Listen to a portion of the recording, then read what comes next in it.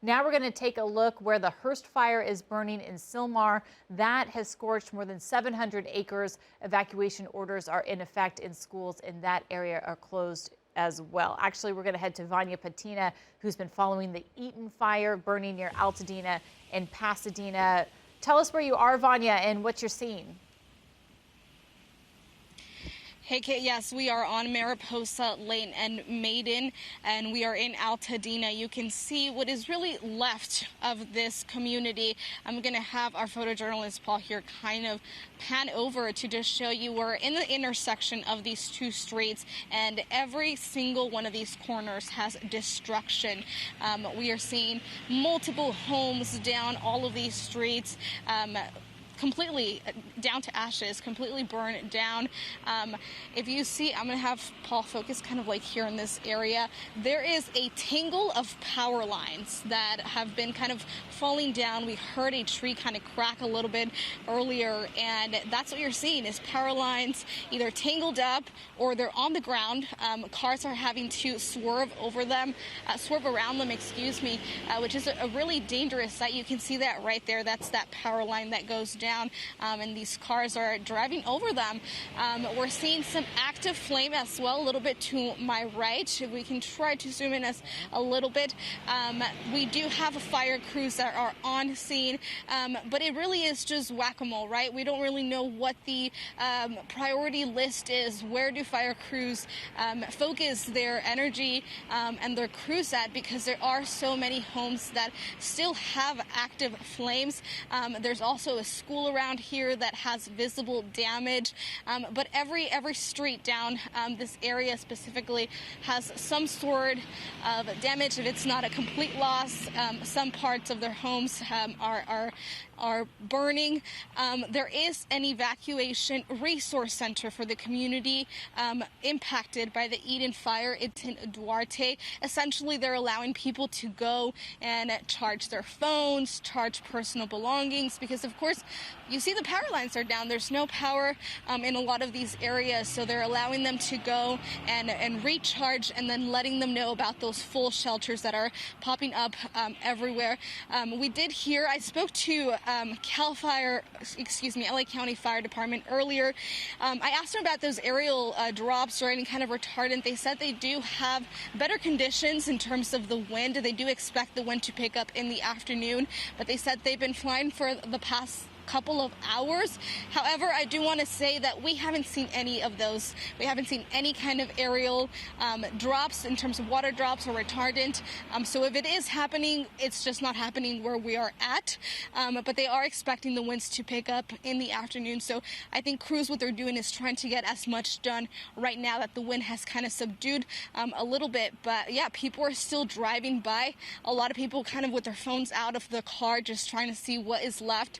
And you can tell, and I've said this before, but you can tell there's just so much sadness in their eyes when they are driving by, and there's so much smoke here and ash.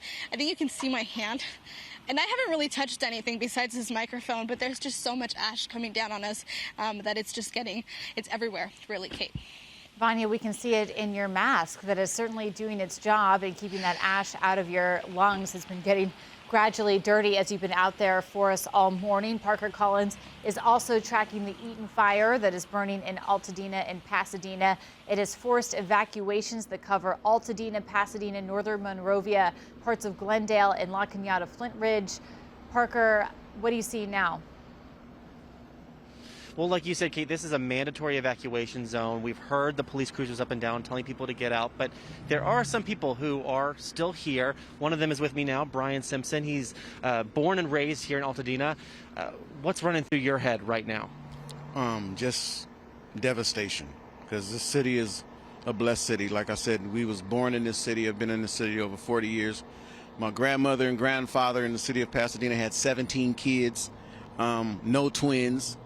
All of them are pastors, ministers, elders, deacons here. My dad pastored here for 50 years in this beautiful city of Pasadena, and we've never, ever seen this devastation like this. And so I've been in this, going through the community, checking on my relatives or church members. Matter of fact, my son just called me, said, unfortunately, the grandmother's house just burnt down. I went up there to see it, all ashes, and it's it's just words cannot describe the devastation that's Altadena and Pasadena. Well, really, Altadena is suffering at this point in time. First, let me say I'm, again, very sorry that happened. That's awful. Have you been able to establish contact with all of your family who are in the area? Are they at least alive? Are they doing okay? Where are they going to be staying in the next 12 to 24 hours?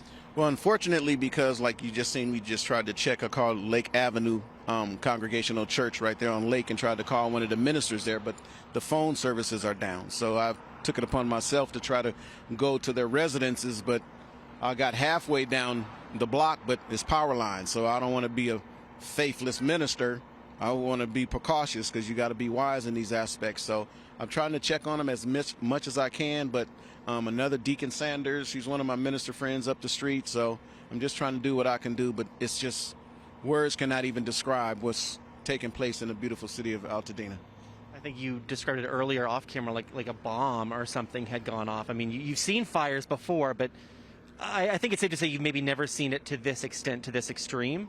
Yes, never to this extreme, because one, when the fires, you always hear about a fire season, which California's really never had prior to 10 years, but when it was fires in the mountains, probably like a mile away, we have a reservoir in Eden Canyon that the super scoopers would come down and get the water and put the fires out, even above or if they started in Arcadia Mountains or Bradbury and it came over this way, they had the ability and the wherewithal to scoop in the reservoir and get the water. But unfortunately, because different legislations, they didn't sign the bill to save the rainwater for such as a time as this. So now the they can't even fight their fires at their property because the water's cut off. Thank God for LA County.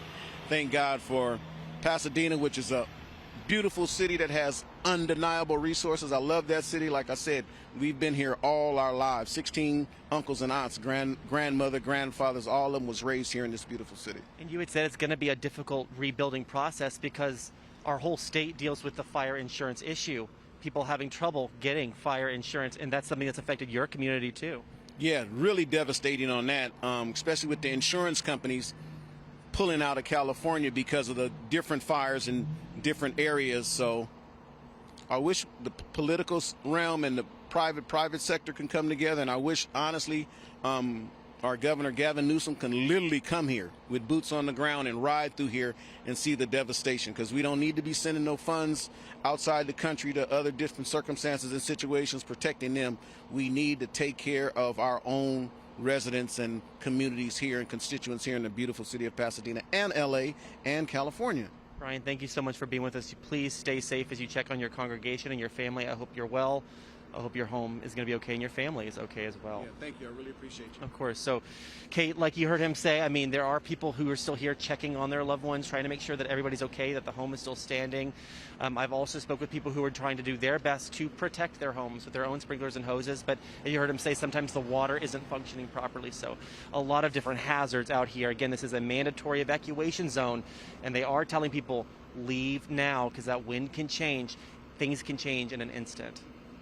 And Parker Collins, I do want to touch on something that gentleman said. He was referring to a post from President-elect Donald Trump alleging that Governor Gavin Newsom refused to sign a water restoration declaration that would have brought more water to Southern California, and that Governor Newsom has he says that is, he called it pure fiction. So there's already a little bit of politics at play here. And those are a lot of stories that we will be looking into and continuing as we cover this. Thank you so much, Parker. But for right now, we want to keep you on top of the task at hand, because we are tracking 3 major wildfires right now throughout Los Angeles County. The fires have forced 70,000 people to evacuate. They've destroyed at least 1,000 structures, many of them homes. Every single person now impacted by smoke from these fires and the air quality in our county. At least 2 people have been killed. That was from the Eaton fire that is burning in Altadena. School districts have closed schools in these areas around the fires. The Palisades fire broke out yesterday afternoon, while the Eaton fire and the Hearst fires broke out overnight. Joining us now is John Dumas, National Weather Service Science and Operation Officer. Thank you so much for making time for us today. Thank you for having me. So, John, just kind of talk about the historic nature of this weather event. We were reporting going into this weather event that these were going to be the worst winds we've seen in 11 years. What's been the reality? Well, I work with a lot of people who have been in our office for more than 20, 25 years, and none of them remember an event for both the extent of it in area, the duration of it, and the speeds. Last night we had several spots that were in the 90 miles an hour, one observation over 100 miles an hour with the winds overnight. And what does that mean for our area? I mean, is this something fire officials, they said they were as prepared for this as they could be. I mean, they had trucks stationed. They knew that this was coming. And yet we are hearing reports they were unable to drop water because of the wind. And then in some areas in the Pacific Palisades, they actually ran out of water. They exhausted the existing water supply. What more can Southern California do to be prepared for these situations? I don't really know what California can do to be prepared, but the reason we called this a particularly dangerous situation, this red flag warning, is because of the high wind speed and the low levels of humidity. When the wind speeds get too high, not only does it feed the fire and help the spotting or the embers go further down, which can go miles away from the original fire, but it also prevents the air units that can get in there and help fight, either where they can't take off, they can't fly, or they can't accurately drop what they're trying to drop on the fires to put it out. So the high winds were just too high for some of the conditions last night. I don't know what people can do about that, but I do know that the emergency managers were working with us well over a week ahead of time. They pre-positioned units. I'm sure that a lot of people will look at what more can be done, as they do with every fire. Is this part, I know a lot of people are going to be wondering if this is related to a changing climate. What can you tell us about that? Well, part of the reason that this storm is so unusual is it's January. Normally, by now, we would have received at least a couple of rainstorms. The downtown Los Angeles rainfall so far this water year is 0.16 inches, which is near an all-time low for this point in the season. So it's part of a cycle. You can't really point to one storm and say, yes, this one is because of climate change. But it certainly does seem that the extended periods of drought or extended periods of wind have been becoming more common. Yeah, well, that's what we were told would happen, is that we were going to see more extremes. Thank you so much for making time to talk to us. I hope that you and your family are doing okay. So many of us who've been impacted by this fire.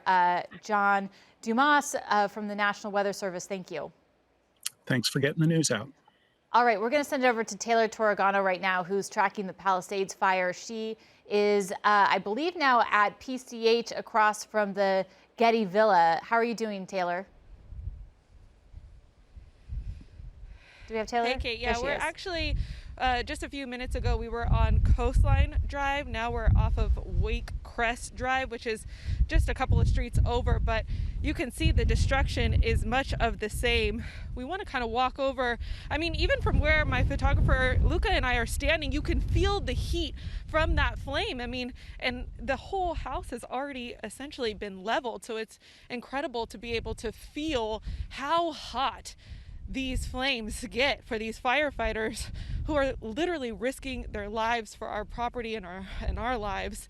But this is what I was talking about. You can see one house will be completely leveled, and then just next door, the house, I want to kick that out of your way. I don't want Luca to trip. There's in this front yard, you can see it's kind of catching spot fires, but just next door, the house looks, for the most part, untouched, largely spared by the flames. So it's really sad to see, because, I mean, thank God some of these homes have been spared, but the destruction just next door in every other home is heartbreaking. It's hard. It's a little bit easier now to talk to you because those gusts of winds have calmed, but you saw just a few minutes ago where we really have to be on 2 solid feet or we can easily blow over. So I mean, as the wind calms, it gets a little bit easier to maneuver. You can see those fire trucks off into the distance. They have been stopping as necessary. We've seen them addressing a couple of the spot fires in homes that are still on fire, but with Luca and I have just been up here for a few minutes, and it's hard for us to see. We're having a hard time breathing because the soot is very thick. If you can show the contrast, because as the wind blows, you kind of start to see peaks of the blue sky again, but then you can see how thick the smoke becomes. And then at certain points, when we watched some of these homes that were fully engulfed in flames about an hour or so ago, the smoke is black and thick, and it does pass through, but it gets to be very scary up here. We know it's over 3,000 acres burned, more than 1,000 homes and buildings have been completely destroyed. And it's going to be a tough journey ahead for a lot of these homeowners. I haven't seen many. I believe on the way over here, I saw one man who was on the phone. He was just standing in the middle of what looked to be his home. I'm not sure if he's the owner, but it was really kind of a moving picture to see him just standing in the middle of a complete encirclement of debris. So it's just an indication of the sadness that a lot of these homeowners are already feeling if they know that their homes have been lost, or are going to feel as they make their way back to this neighborhood. Kate. All right. Thank you so much, Taylor, for being out there and continuing to cover this very active fire in the Pacific Palisades, as we're now covering 3 major wildfires in Los Angeles County. These are also the road closures that we're tracking. Or we're going to go to Nikki Kay right now, who has the latest on road closures, school closures. Nikki, I just heard from my own kids' LAUSD school in West LA that they are telling parents to come pick up their kids right now because of the air quality and the impact of these fires. They want to allow kids and staff members to go home. Right, Kate. These road closures are impacting many right now, and these are the ones we're tracking for the 3 fires in case you are evacuating or have to travel today. For the Palisades fire, the PCH is closed southbound at Malibu Canyon Road and Los Flores Canyon Road, and northbound at McClure Tunnel. Traffic is diverted at Lincoln Boulevard from the 10. Topanga Canyon Boulevard is closed in both directions between PCH and Mulholland Drive. For the Eaton fire, so far the eastbound Angeles Crest Highway is closed 2 miles north of the 210 to just west of Upper Big Tahunga Road. There isn't a fire in Azusa, but San Gabriel Canyon Road is closed out of precaution north of Azusa, so only residents can enter. Now, the Hearst fire near Diamond Road in Sylmar has closed the 5 northbound truck lanes to the 210 and the 14. We'll continue to update you as we learn more. And we are also watching changes in evacuation directives across Southern California for multiple fires. This is for the Palisades fire. Now, the area in red, the darker part, which you'll see, is under order. The lighter yellow surrounding represents evacuation warnings. The cutoff for warnings versus evacuation orders in Malibu is just north of Nobu. You see here now parts of Calabasas are under warning as the fire has expanded north. And the Eaton fire in the Altadena area is the red and orange and yellow areas. This is just above the Huntington Library and Gardens in San Marino. Pasadena High School is now under warning. Hastings Ranch remains under order. Part of Sierra Madre is under order, half warning. The south part, this has expanded east to Monrovia. There's an order for JPL. Glendale is under order east of the 2 freeway. Then there's also the Hearst fire in Sylmar above the 118 freeway, right by the 14 and 5 interchange. Parts southwest of the 5 are under order, and also parts directly east of the 14. Now, there are multiple points of evacuation for the 3 fires, and we begin with the Palisades. The first 3 are for people with animals. The one in Agoura Hills is for small animals. The next 2, Burbank and Woodland Hills, are for large animals like horses. Now, the last one in Westwood is for people. These are the two shelters listed for the Eaton fire in the Altadena area. There's one at the Pasadena Convention Center on Green Street and another at the Arcadia Community Center on Campus Drive. And here you'll see the shelters for the Hearst fire in the Sylmar area. The first is the Richie Valens Rec Center on Laurel Canyon Boulevard in Pacoima. The second is on Reseda Boulevard in Northridge. The last is on Kester Avenue in Panorama City. Let's turn things over to Ferdinand Fuhrer, who's tracking the latest fire weather conditions. Ferd? Thank you, Nikki. So just a quick note. So I had to deal with that this morning. My daughter didn't want to go to school. A lot of her parents' friends took her out of school or took them out of school. I didn't want to originally, but now I'm glad I did take her out of school because the air quality is bad. Here's just a view from Mount Lee. You can see, well, you can barely see Glendale down here, but you can see all the smoke blowing from the mountains out toward the coast. So with regards to air quality, it's, yes, very unhealthy. You see the red dots, and these are actual sensors measuring the air quality right now. And you can see a lot of red dots in our valleys. There's still some green dots, especially up in the high desert, of course, where they're not getting the smoke because the smoke is going from this direction out to the coast because they are the Santa Ana easterly winds. We'll call it moderate air quality from Long Beach down to Anaheim, but again, you get into the valleys where you got the very poor air quality moving across. Now, the forecast for tomorrow from the South Coast Air Quality Management District, you can see kind of where the fires are. You see red again out toward the Burbank area, Glendale, and then of course closer to the Palisades fire, but a lot of that is blowing off into the ocean. So of course you step outside and you get literally ash on you all the way out to the coast, and not necessarily right by the Palisades fire, but the smoke blowing all the way across the basins, all the way from the Eaton fire. So the smoke future cast, we're going to just run this through here. Of course, we've got the two major fires that we're dealing with right now. You'll see, notice here the kind of wind shifts, more of a northerly, so that's going to blow more smoke as we look at the timestamp this evening, closer to Long Beach and then into the basin and even points south. So you might even see it down toward the OC coast a little bit here as we go through the evening hours.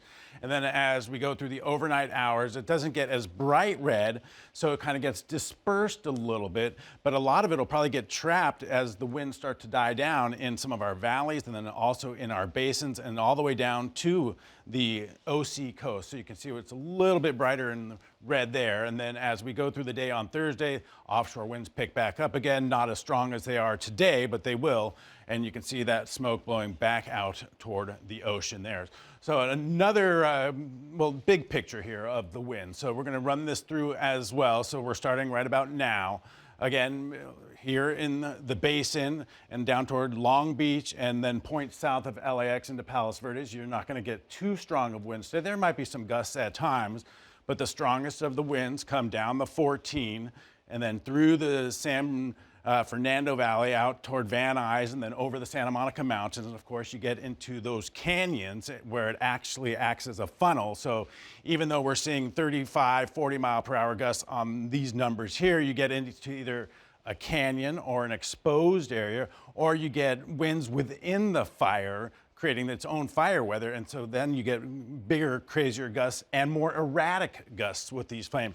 And then as we go through the afternoon, you see more stronger winds coming through the Inland Empire, out toward the Santa Ana Mountains, and then out toward the OC coast. So this is as we go through the afternoon today, but the good news is we start to see them die down as we go about 8 o'clock tonight, and then we continue to see those winds die down even more as we go through the day on Thursday, Kate. So winds are starting to die down. At least they will start to die down. That is good news. Thank you so much. And we're going to turn it over to Sarah Pila, who has been tracking the Palisades fire since it started yesterday. I'm sure she'll be happy to hear that news that winds will be dying down soon. What are you seeing out there, Sarah? I am happy to hear that, Kate. Right now, the winds are still kicking up over here, but we are on Coastline Drive. This is the street right above the Getty Villa, and this is one of the homes that has been completely destroyed on this street. This is really just one example of many homes that are in a very similar situation here in this neighborhood on Coastline Drive, as well as some of the streets that surround this street, like Malibu Vista and Castle Rock Road as well. You can just see how badly the fire has come through here. We've seen many first responders here all day long. Some we've seen actively on fire with the firefighters doing their best to put it out with the hoses. And then, of course, there were some that were already, destroyed to the ground like we're seeing here. Sadly, this has become an all too often sight for us this year with all of the fires that we have covered. This is reminiscent of the mountain fire in Camarillo Heights, as well as the bridge fire out in Wrightwood, some of the destruction that we've seen covering these fires this entire season. But this windstorm is nothing like we have seen thus far. And it's great news that the winds will die down, but obviously we also see how big of an impact they have had because, yesterday when this started, I remember seeing it 200 acres, and now we know that this fire has grown to over 11,000 acres. And so in order to get a good grasp on this, we're going to need the winds to die down here. So that is certainly good news that is on the horizon, but we are still in the thick of it. And obviously still with the low humidity levels, the fact that we have parched soils as well. And as the winds continue to blow, they also continue to dry out the vegetation. But looking around these areas, these are people's homes, these are people's memories, their livelihoods, and we know that rebuilding for them is going to be a very, very tough process, Kate. Yeah, we know at least 1,000 structures destroyed by the Pasadena fire. We also have Taylor Torregano out there covering the latest conditions for us. Taylor, what are you seeing?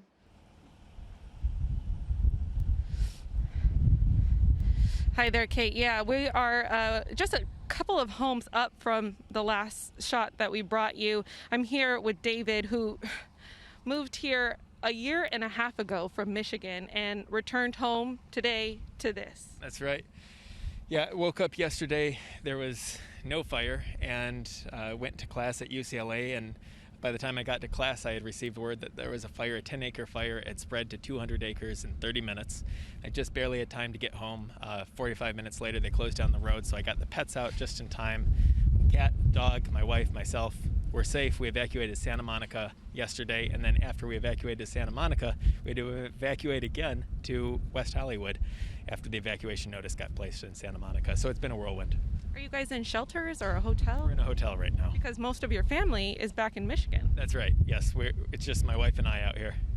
You said in searching for this home, this was the last home that you viewed. You thought it was a blessing. Yes. We couldn't find a place to rent. We were hoping to find a place to live out here, and this was the last option that we looked at, and it felt like a blessing at the time, and now we've got nowhere to be. Can you show us a bit of the destruction? And yeah. You pointed to one area a few minutes ago that was one of your favorite parts of the home. Yes, right up here we had our beautiful kitchen. As we approach it, we had this great window that looked out over the Santa Monica Bay. We could see the Ferris wheel, Santa Monica, all the way down across to Catalina. We're going to miss it. Yeah, it's really sad. Did you get any indication or any calls from insurance? Are you not there yet? We're not at that stage yet. We do have insurance, so hopefully that will cover some of this, but we're not ready to cross that bridge quite yet.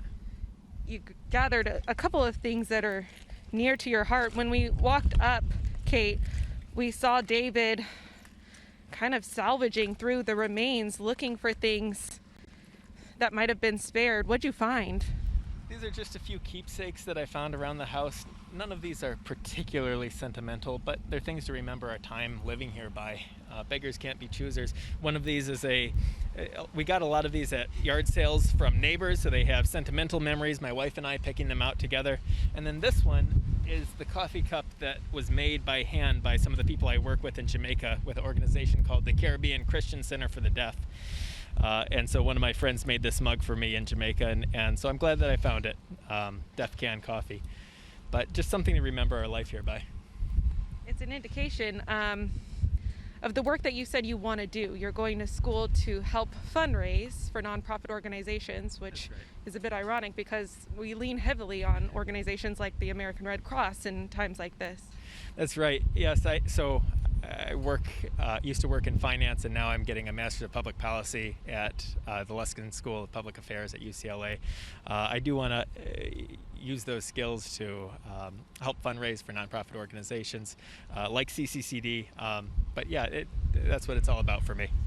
You said you knew that your home had likely caught on fire last night. How? A lot of our neighbors have been uploading their ring cam videos to Nextdoor, some of these social media sites, so we could see a lot of the houses had gone up. We knew not all of them had gone up, so today I wanted to walk up and see for myself. Has your wife been out here yet? She is not.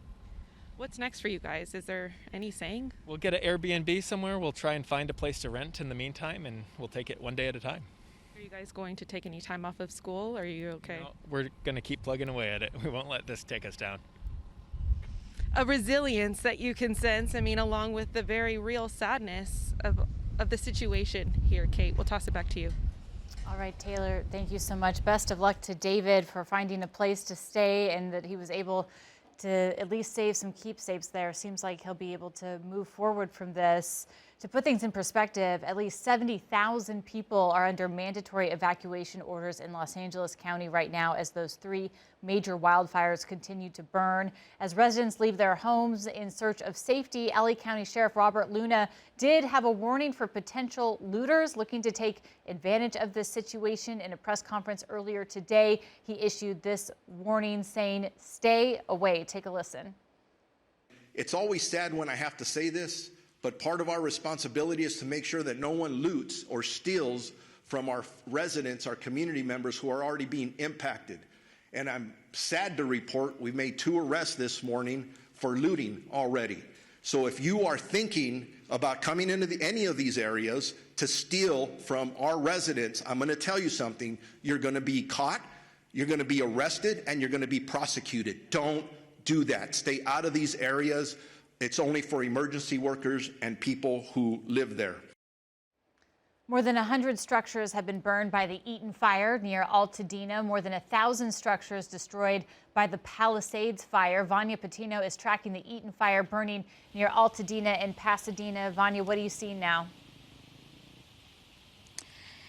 Hey, Kate, that is right. Well, this structure behind me is one of those that seems to be a complete loss. I just want to go ahead and show you what is left. We have the classic red chimney that we see often with these fires, but everything else seems to have just completely melted away. This is what appears to be a stove. As you can see, it's just barely holding on. Everything else around it is just completely reduced to rubble.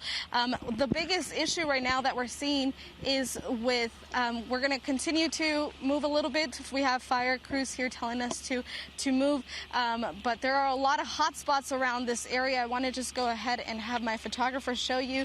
That hot spot is particularly concerning because of how close it is to the power lines. But yes, we do have fire crews here, and we're going to go ahead and move out, which is the safe thing to do. So we're going to go ahead and send it back to you, Kate. All right, Vanya, thank you so much for your coverage out there, and please stay safe for us. Joining us now is the mayor of Glendale, Ellen Asatryan. Ellen, thank you so much for joining us. I know a lot of people have had to evacuate parts of the city. First off, have you had to evacuate? What's the status for you and your family? I have not had to evacuate. I would also like to say that the city of Glendale's evacuation is not a mandatory evacuation at this point. We are recommending evacuation just to be overly cautious and ensure safety for our residents. So what is the situation in Glendale right now, since you've put this warning in place out of an abundance of caution? We're watching video right now of folks being evacuated from, this is amidst of the Eaton fire last night, from some hospitals and assisted living homes. Yes, so of course our fire department also has a van available for all the convalescent homes. We have set up an evacuation center at our Pacific Community Center and are encouraging our residents who are living in two specific areas, which are the Glen Oaks Canyon as well as the Chevy Chase Canyon area, to evacuate. We have an emergency center set up since yesterday. Our water and power has been working around the clock. What we've had mostly that we have to deal with is power outages in the city of Glendale.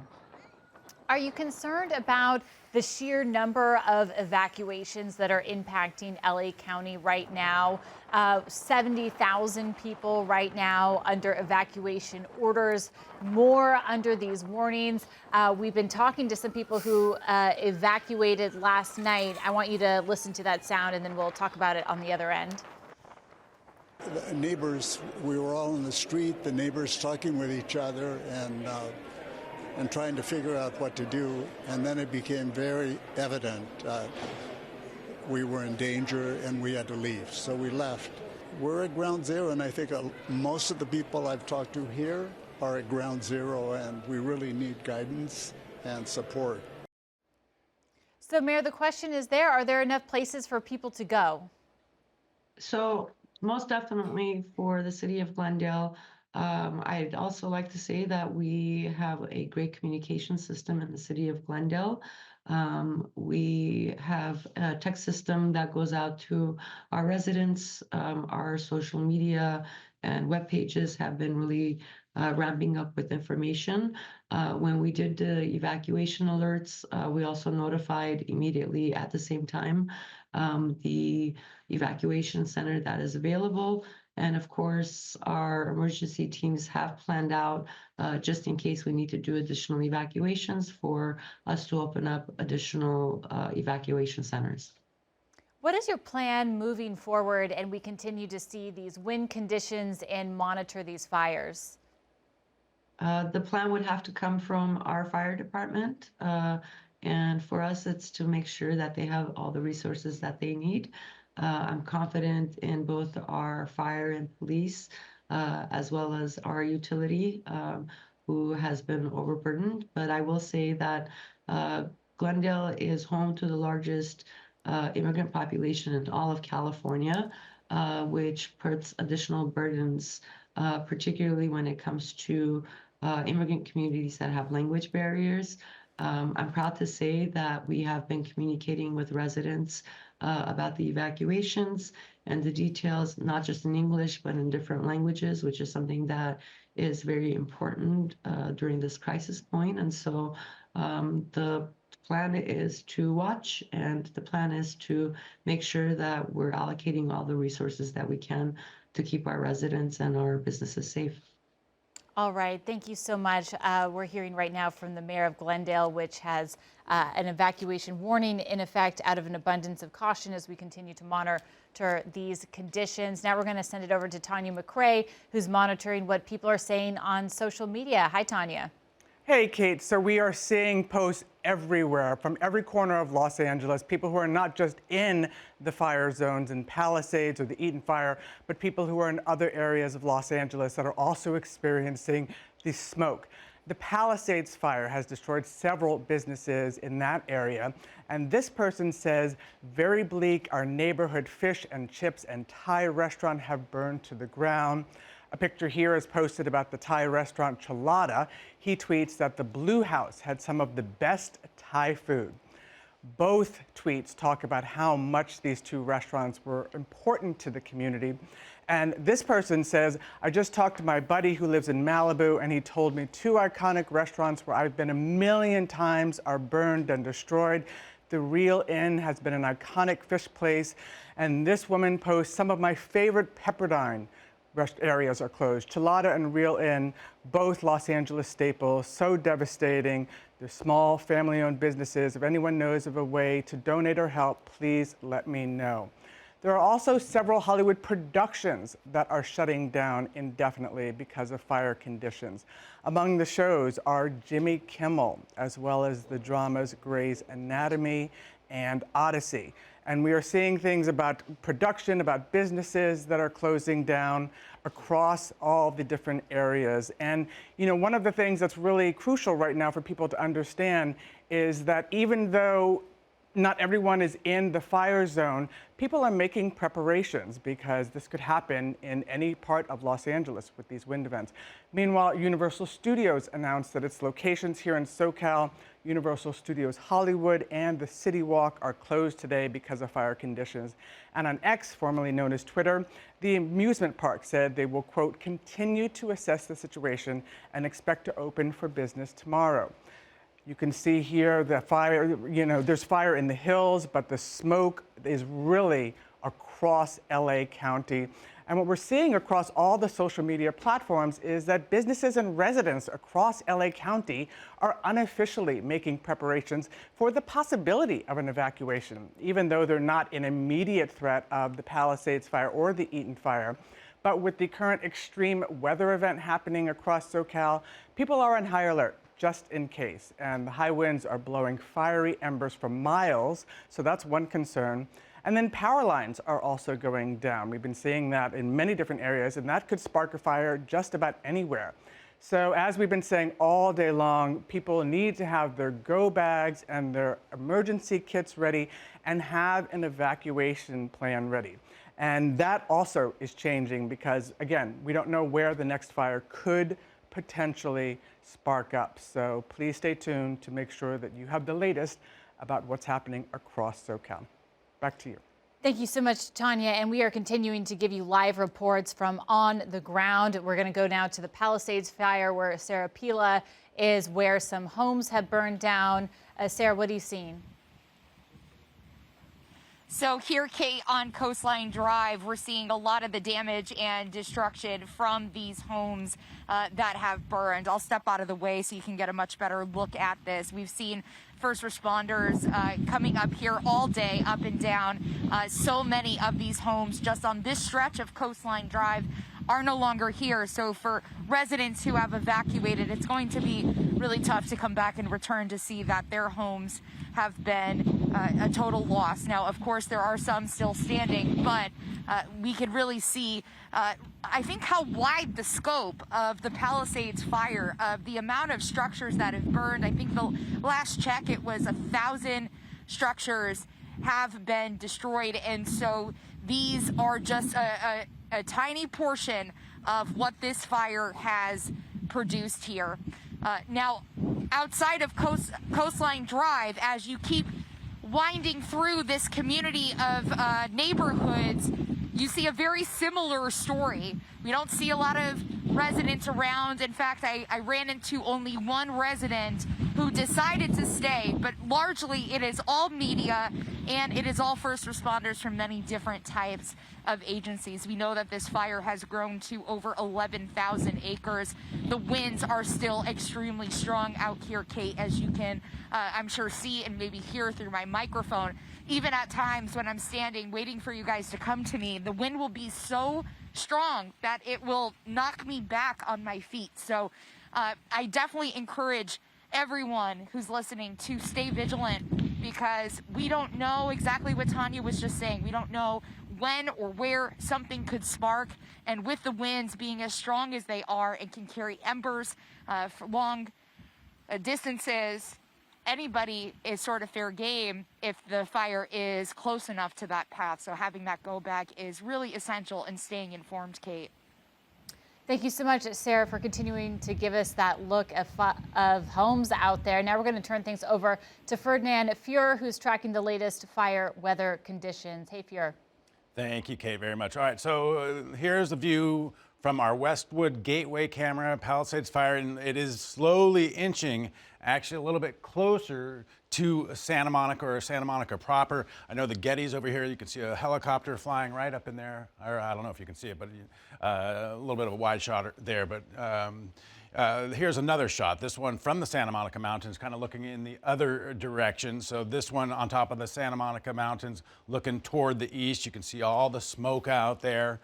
And again, air quality is not a good thing in many areas around here right now. As far as the winds go, the current winds, they are starting to come down, mostly 10 to 15 miles per hour, 10 to 20 miles per hour for the sustained winds. And then you still got some gusts up there. These are gusts here in the last hour, so anywhere from 29 to about 45 miles per hour. And just remember the gusts, those are the erratic winds that may blow for a few seconds and then they die down. Relative humidity is pretty dry out there, anywhere from 10 to about 20%. And then temperature-wise, not a big deal, at least for the ambient temperature. But of course, you get in close to a fire or flames, it really goes up. So Futurecast showing the winds will slowly start to die down. They are not as strong as they have been over the last, say, 8 to 10 hours or so. By the time we get into this evening, gusts are anywhere from about 15 to 25 miles per hour, at least in this area where the Palisades fire is burning. Quickly, I want to show you some of the top wind gusts that we've seen over the last 24 hours. Magic Mountain Truck Trail. That's in the western San Gabriel Mountains. It's an exposed area, so of course, if you're in an exposed area or you're in a canyon or a valley, that's where we get the strongest winds. But 90-mile-per-hour gusts, that is very strong. Whitaker Peak, 78 miles per hour. That's kind of in the western San Gabriels as well. Saugus, we know that's in the Santa Clarita Valley, 72 miles per hour. So again, you see the trend, or you see in the peaks or in the valleys, that's where we get the strongest winds. Malibu Hills at 80 miles per hour, down closer to the coast, 74 miles per hour. So again, very damaging wind gusts. Fremont Canyon, that's down toward the Santa Ana Mountains, 94 mile per hour gusts. Chino Hills, 74. And then our airports, we got John Wayne at 60 miles per hour, Burbank at 48, and LAX at 33. And I know Burbank canceled most of its flights yesterday, so because of those strong gusty winds, Kate. All right, Ferd, thank you so much for tracking all of those conditions for us. We are tracking 3 major wildfires right now spreading throughout Los Angeles County. The fires have forced at least 70,000 people to evacuate. They've destroyed at least 1,000 structures, hundreds of them homes. And the smoke from these fires is impacting every single person, the air quality throughout Los Angeles County. At least 2 people confirmed dead. School districts have closed schools in areas all around these fires. The Palisades fire was the first to break out yesterday morning, while the Eaton and Hearst fires broke out overnight.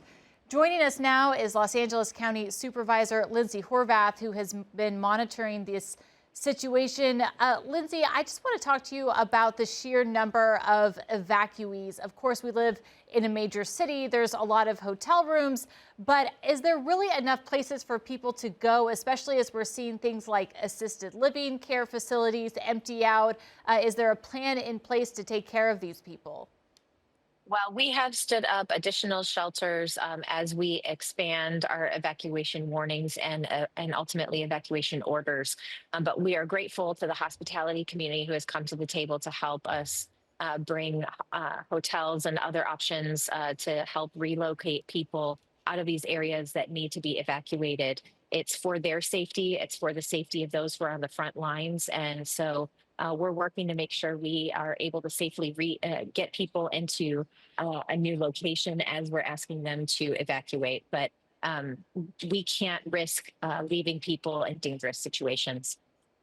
We've heard several city officials, including the chief of the LAPD, call this an unprecedented situation. I would like to hear from you just about how you are managing, how the county is managing the sheer impact of 3 fires right now, tens of thousands of evacuations, and the pressure that it's putting on our system. I know that the governor has said they made steps to be prepared as best they could, and then Mother Nature has just, it seems like, walloped those plans. What's happening from your perspective? Yes, we had sources deployed over the weekend from the state. We have brought in additional resources. We heard from the chief in a recent meeting with the president and the governor that the LA County Fire Chief has called on resources from out of state, thousands of additional personnel Because of the declaration of emergency also that came from the president, we now have some National Guard teams that have joined the effort to fight this fire. So we are truly bringing everything that we've got. We prepared for what we knew was coming, and it's just a perfect storm of the confluence of all kinds of conditions. So we are continuing to bring in additional resources. We know the Woodley fire broke out in the Sepulveda Basin area, and I'm hearing reports that there's a new fire near the border called the Freddy Fire near PCH in Mulholland. And so we are trying to do all that we can, not only to contain the fires that we've got, but make sure that we're not seeing new ones pop up. And while there were very strong winds last night into the early hours of this morning that kept our aircraft on the ground and contributed to unprecedented conditions, we also know that we're not out of the red flag situation yet. These conditions will continue until the end of day tomorrow, if not early hours of Friday. And so we need people to stay safe, to be following the alerts, follow emergency.lacounty.gov for more information. When you get that evacuation warning, get prepared. And when you get the order, you got to go. Well, Supervisor, you're breaking news on our air right now, telling us about more fires breaking out at this moment. And as you mentioned earlier this morning, President Joe Biden himself was in Santa Monica. He's getting briefed on the wildfire situation. What was the message from the president? Do you feel like there's a real understanding of the unprecedented nature of this situation? Of course, in California, we know how to handle fires, but not 3 fires, 4 fires, 5 fires, all burning at the same time. Absolutely. We have city, county, state alignment, and now with our president all the way up to the top, we have complete alignment in our governmental systems to bring to bear every single resource that we have available to fight these fires. The president offered his sincere commitment, and we have seen that that at a time like this, that kind of declaration is essential, not only in the short term to deal with what we're seeing on the ground, but in a longer term as we look in the aftermath and how we'll have to take our next steps to rebuild. That kind of declaration is critical. And, you cannot say enough. I know that a lot of times we get into these news reports to share the facts and figures, to give the latest updates. But I don't think people are hearing enough just how much we're sharing in heartbreak with them. I mean, to hear the stories of these families who, these are their family homes of decades. This is the place where they raised their children. They welcomed their grandchildren. They built communities. These are their businesses, which were their dreams. Their businesses that provided jobs for others to come and build their dreams and make a living here in Los Angeles.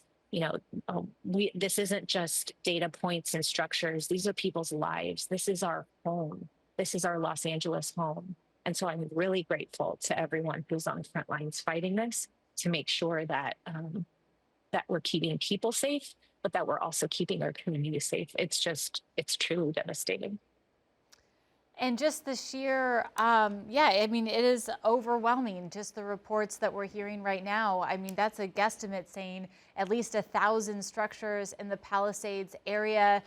What is your message about rebuilding going forward? Because if there is any place that is prepared for wildfires, it's Southern California. I mean, Malibu, they are used to these fires. They already, got through the Franklin fire of December. It seemed like relatively unscathed. We didn't see massive damage like we're seeing right now. How do you move forward from this, knowing that this is part of a changing climate where we're seeing more extreme weather, where we have atmospheric rivers one year, and then this year we are back in a drought?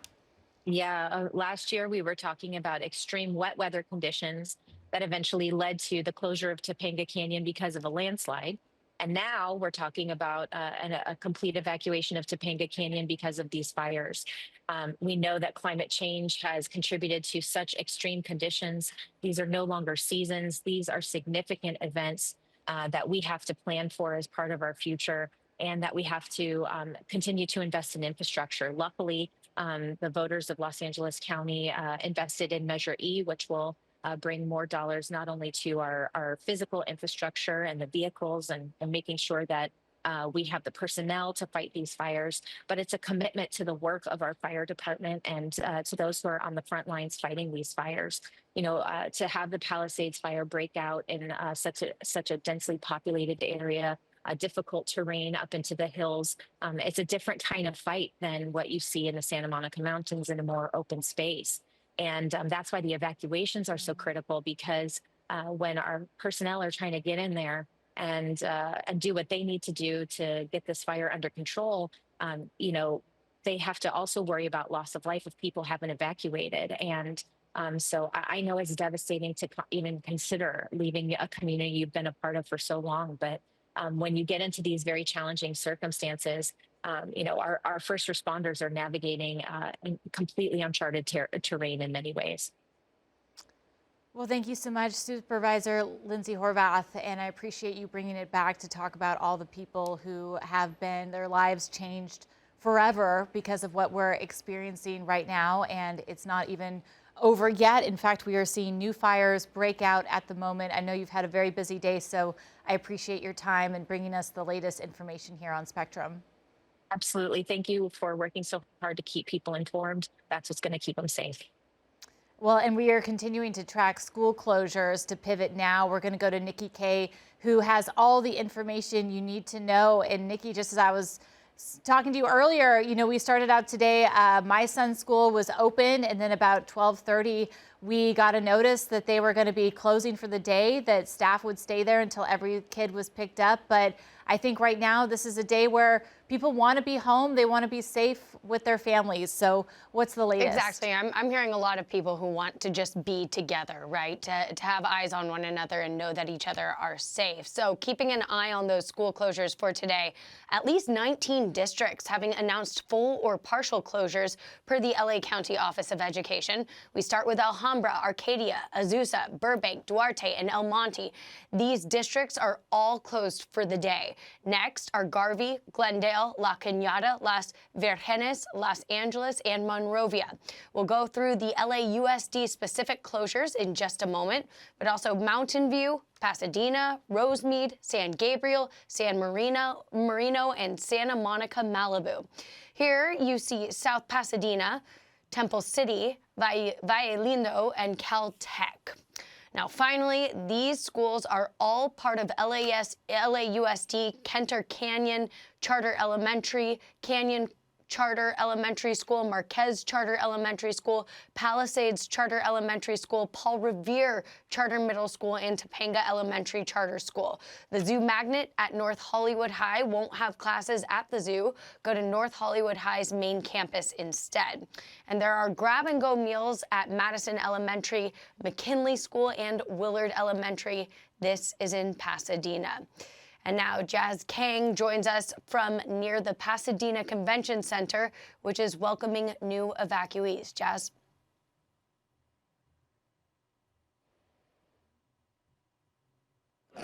Unprecedented what we're seeing here right now. We have thousands, approaching 2,000 people. Haven't got official numbers. The last time I was able to, it was the only things that officials would give me was about 1,000, and that was 3 or 4 hours ago. Frankie, we can pan over here to my left. What you're seeing is a new check-in desk. They just opened this one up. This is the third one they now have in order to help people who are coming here and evacuees for the Eaton fire. So they're taking people's names, giving them some masks, and then kind of sending them on their way. And so what's been happening throughout the day over here has been, you're seeing this type of scene play out just throughout the last 4 or 5 hours, where people are waiting, lingering around, waiting to see kind of what's happening next. They have a few food trucks parked outside just to the left of what you're seeing right now, and then they're starting to give out a little bit of food. But many of the evacuees here are from local senior centers. You could see them lying down in beds, in wheelchairs here behind me. They're still waiting for help. I've also spoken to a few of the evacuees here. Haven't got many instructions yet. I know emergency officials are doing the best they can to kind of control things here and helping people out where they can, and they're doing a great job of it. But we're still waiting on what comes next in terms of help with FEMA, in terms of how to handle insurance. A lot of these people don't know where they're going to stay. The beds inside the 2 exhibit halls here in the convention center are virtually full. They're now opening up at the auditorium, which is just across from me here. They're now opening up another evacuation center where they're putting in more beds. So a lot of these people are desperate, they're emotional, they're tired, waiting to see kind of what happens next year. All right, Jazz, it's pretty shocking when we see those images there from the evacuation center. It sounds like things are really getting built into place. I wonder if they were prepared for some of the special needs that they're seeing from these evacuees, folks who are in wheelchairs, people who need medical assistance. Yeah, so what we just saw within the last 10 minutes outside here on Green Street, there was about 6 or 7 paramedics, a new ambulance kind of parked out there. They took a complete line of people who were needing medical assistance, who were in stretchers, who were in hospital beds, just took a bunch of them out to the emergency vehicles. So I don't know if they were necessarily prepared for this. And again, a lot of the people I've talked to here, they got notifications at around 3 this morning to evacuate, and that was to get the evacuation order. And so they've been kind of scrambling since then. But yeah, I don't know if they were necessarily prepared for that, what was going to happen right away. But you're starting to see more paramedics, more emergency personnel come through, and you're starting to see more people kind of taken out and taken into ambulances here and perhaps the local hospitals. So, Jazz, are they setting up cots there? Is this a place where people will be able to stay and remain as long as the fire is still burning? Yeah, they have several beds, hundreds, if not close to 1,000, kind of coming up that are in 2 of the exhibit halls, which is Exhibit Hall A and B, which is down to my right here. So they do have beds set up. They are going to allow people to stay here at least for the night to have some shelter. But again, no word yet on hotels, no word yet on assistance, no word yet for a lot of these people if their homes are actually impacted and they're stuck here in limbo. A lot of desperation. I saw one woman come in here with whatever little belongings she could take with her. She collapsed on the pavement outside, and a bunch of Good Samaritans went to go console her. She was crying uncontrollably. So people here are worried, they're emotional, they're scared of what's going to happen next. But at the very least, they do have the convention center here to be at, and they do have beds that they can stay in for the time being. All right, and this story is only beginning. Jazz King, thank you so much for monitoring the situation for us there. This is at the evacuation center at the Pasadena Convention Center. Thank you so much.